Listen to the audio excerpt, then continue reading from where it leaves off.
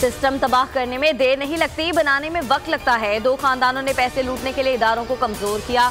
नैब में अपना आदमी बिठाकर मुल्क को बेदर्दी से लूटा। वजीर आजम इमरान खान की अवाम से बराह रास्त गुफ्तगू। सवाल किया कि आजाद कश्मीर में इलेक्शन कमीशन नून लीग की मर्जी का था, धांधली कैसे हो गई।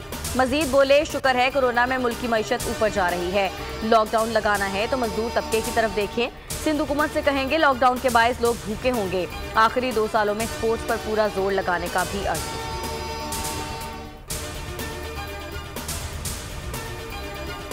नूर मुकद्दम केस की खुद निगरानी कर रहा हूं। लोग कहते हैं कातिल मजबूत है, बच ना जाए। मैं कहूंगा मुल्जिम बच नहीं सकता। वजीर आजम इमरान खान कहते हैं अफगान सफीर की बेटी के केस को ऐसे देख रहा हूं जैसे मेरी बेटी हो।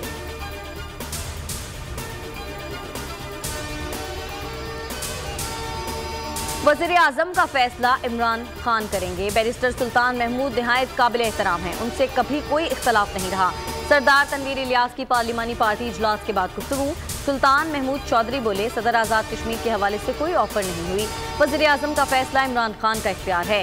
ख्वाहिश है आजाद कश्मीर में हुकूमत साजी का अमल जल्द मुकम्मल हो।